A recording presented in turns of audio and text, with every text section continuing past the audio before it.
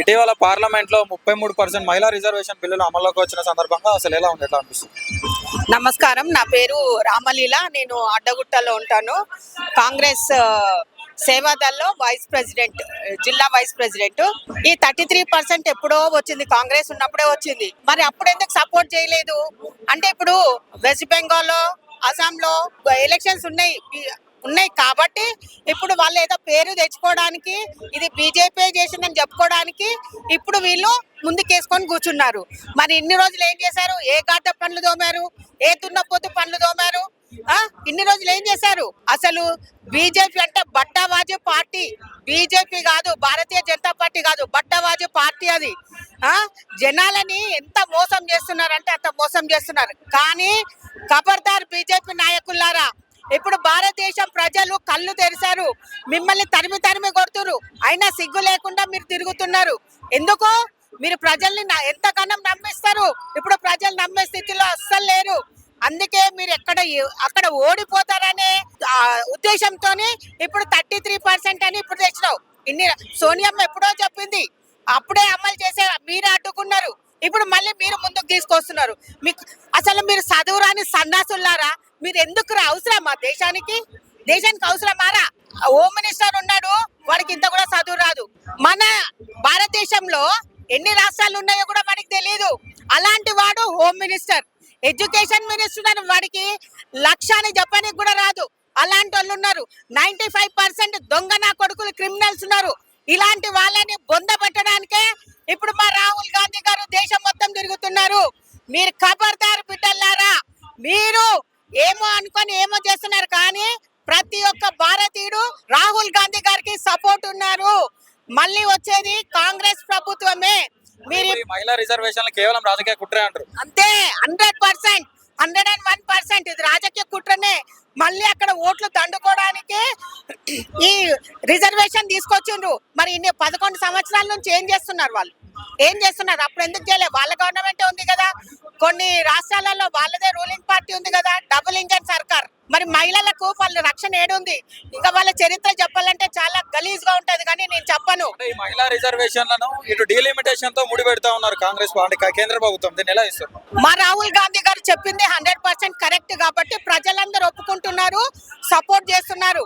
ఎందుకంటే నేను ప్రతి న్యూస్ చూస్తున్నాను, ప్రతి స్టేట్ నుండి కూడా ప్రతి యువకుడు రాహుల్ గాంధీ గారికి సపోర్ట్ చేస్తున్నారు. ఎందుకంటే ఈ 33 రిజర్వేషన్ ఇప్పుడు ఎందుకు తెచ్చి ప్రజలు తెలుసుకుంటున్నారు. ఒక్కటి తమ్ముడు, మన దేశంలో ఏ సంఘటనలు జరిగినా గానీ బీజేపీ ఆర్ఎస్ఎస్ బాధ్యత. ఎందుకంటే ఆర్ఎస్ఎస్ ని ఎందుకు పోషిస్తున్నారంటే, ఈ ఆర్ఎస్ఎస్ ని అడ్డం పెట్టుకొని యుద్ధాలు చేస్తున్నారు, దాడులు చేస్తున్నారు. కొంతమంది దొరికారు, కానీ వాళ్ళకి శిక్ష ఎక్కడుంది? మొన్న రీసెంట్ గా ఒక సీఎం అయ్యాడు బీహార్కి. ఆయన గురించి ఎవరికన్నా తెలుసా? ఆయన మీద 17 కేసులు ఉన్నాయి. 17 కేసులు ఉన్నాయి. వాడు పెద్ద దగుల్బాజీ వెదవా. వాడికి ఎట్లా ఇస్తాడు? నీకు చదువు లేదు, వానికి చదువు లేదు. చదువుకున్న వాళ్ళు అయితే రాష్ట్రాన్ని, దేశాన్ని ఉద్ధరిస్తారు, వాళ్ళు అభివృద్ధి చేస్తారు. ఏడ అభివృద్ధి ఉంది? మరి బీజేపీ ప్రభుత్వం ఒక్కటి తమ్ముడు, 2014 తర్వాత గవర్నమెంట్ కానీ చాలా డిఫరెంట్ గా ఉన్నది. అంతకుముందు 2014 కి వేరేగా ఉంది, 2014 తర్వాత వేరేగా ఉంది. ఎందుకంటే ఈవీఎం మిషన్లు వాళ్ళు తయారు చేయించుకుంటున్నారు. నేను లెక్క చెప్తా, మొన్న ఎలక్షన్స్ అప్పుడు 16 లక్షల ఈవీఎం మిషన్లు వాళ్ళు సొంతంగా తయారు చేయించుకున్నారు. ఎక్కడైతే బీజేపీ రాదు, వ్యతిరేకం ఉన్నదో అక్కడ ఈ మిషన్లు పెట్టారు. ఏ పార్టీకి వేసినా గానీ బీజేపీకి రావాలి. ఎవరైతే మేడము ఎంక్వైరీ చేసి ఇది తప్పుగా ఉంది అంటే ఆమెను సస్పెండ్ చేసేసారు. అంటే తెలంగాణలో కూడా బీజేపీ పార్టీ ఉండాలి కదా. ఇక్కడ ప్రజలు కరెక్ట్ గా ఉన్నారు, వాళ్ళతో చెప్పారు. అంటే ఇక్కడ వాళ్ళకు అనుకూలం ఉన్నారు అనుకొని వాళ్ళు ఇక్కడ పెట్టలేదు. ఇక్కడ బీజేపీ వాళ్ళు బండి సంజయ్ ఉన్నాడు, అరగుంట అరవింద్ ఉన్నాడు. వాళ్ళు ఏమన్నారు, ఇక్కడ కంపల్సరీ మా బీజేపీ వస్తుందని. ఇక్కడ వాళ్ళని నమ్ముకున్నారు, మా వాళ్ళు గెలిపిస్తారని. ఒకవేళ ఇక్కడ కూడా వ్యతిరేకం ఉందంటే ఈడ కూడా అదే పరిస్థితి ఉండేది. కాబట్టి అక్కడ మణిపూర్ లో ఎంత దారుణం, అక్కడ ఎట్లా వస్తుంది? మన పక్కనున్న ఏపీ మరీ ఘోరంగా 11 సీట్లు వస్తుందా? ఇప్పటికైనా ఇంత మాజీ సీఎం కూడా గుర్తించాలి, ఎప్పుడు కూడా ఆయనకు సపోర్ట్ చేసిండు అనుకో మళ్ళీ ఆయన కూడా సున్నా వస్తుంది ఈసారి.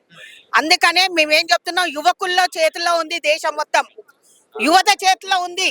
వాళ్ళే నిర్ణయించాలి.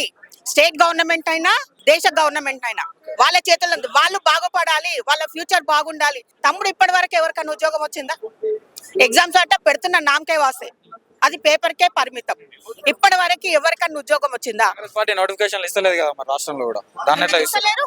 ఎందుకు ఇస్తలేరు? వచ్చింది ఎంత మందికి వచ్చింది? 42 మందికి జాబ్ వచ్చింది. ఐఏఎస్ లైన్ చూస్తలేరా? కళ్ళల్లో ఏముంది వాళ్ళకి? గ్రూప్ 1 పోస్ట్ ఒకటి ఇస్తే సరిపోద్దా? పోలీస్ జాబ్స్ ఉన్నాయి. నా స్టూడెంట్సే 30 మందికి జాబ్ వచ్చింది పోలీస్ డిపార్ట్మెంట్ లో. నా స్టూడెంట్స్, నా దగ్గర చదివిన స్టూడెంట్స్ కి 4 ఎస్ఐలు అయినారు. అది చాలు కదా, ఇంకొక వస్తూనే ఉంటాయి కదా. వాళ్ళైతే అది కూడా లేదు కదా. స్టేట్ సెంట్రల్ గవర్నమెంట్ అది కూడా లేదు కదా. ఎన్ని ట్రైన్ యాక్సిడెంట్లు అయినాయి. వాళ్ళంతా ఎంక్వైరీ చేస్తే 3 లక్షల పోస్టులు ఖాళీ ఉన్నాయి. మరి ఎందుకు నింపట్లేదు? అగ్నిపత్ అని తెచ్చిండు. ఎవరికి లాభం? ఎవరికి లాభం? ఎన్ని సంవత్సరాలు చేయాలి? 4 ఏళ్ళు చేస్తే రిటైర్మెంట్. మరి నీకు 70 పైన ఉన్నాయి కదా, నువ్వెందుకు రిటైర్మెంట్ తీసుకుంటలేవు? నీకు అవసరమా చెప్పు? నీకు అవసరమా? నువ్వు రిటైర్ అయ్యి సరే నీ బీజేపీ నువ్వు కావాలా? నీ దాంట్లో ఒక యూత్ పెట్టు. అమిత్ షా తర్వాత మినిస్టర్లు వాళ్ళ పిల్లలే ఉండాలా? ఇలాంటి పిల్లలు ఉండొచ్చు కదా. వాళ్ళు చదువుకోలేదా? వాళ్ళ అమ్మ నాన్న ఎంత కష్టపడి చదివిపిస్తున్నారు అంటే మీరే అన్ని సంపాదించుకొని జోబులు నింపుకోవాలా? అవునా? మరి వేరేళ్ళ కొద్దా వాళ్ళు కూడా చదువుకున్నారు కదా. మరి అమిత్ షా కొడుకుని ఆయనకి క్రికెట్ వచ్చా? ఆయన ఎట్లా మెంబర్ చేసిండు ఆయన? చెప్పండి, మీరే ఆలోచించండి. ఇప్పుడు మీ చేతిలో ఉంది తమ్ముళ్ళారా, మీరే అడ్డుకోవాలి.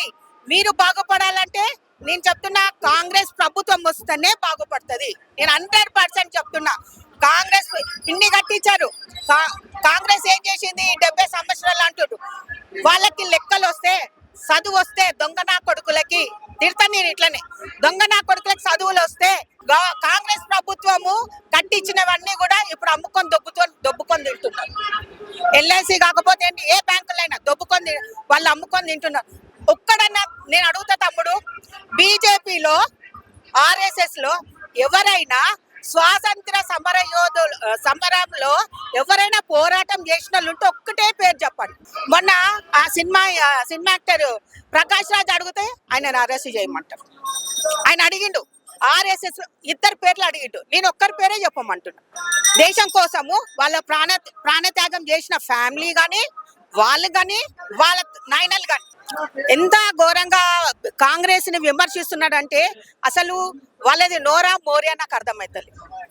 ఎంత అవమానిస్తున్నారు. అయినా వాళ్ళు రాహుల్ గాంధీ గారు కానీ, ప్రియాంక గాంధీ గారు కానీ వాళ్ళు చాలా సహనం పాటిస్తున్నారు. వాళ్ళకి కోపం వచ్చింది అనుకోండి, అప్పుడు యూత్ మొత్తం వాళ్ళకి సపోర్ట్ ఉంటది. కంపల్సరీ ఈసారి కాంగ్రెస్ గవర్నమెంట్ వస్తుంది. కాంగ్రెస్ గవర్నమెంట్ వస్తేనే దేశం బాగుపడుతుంది.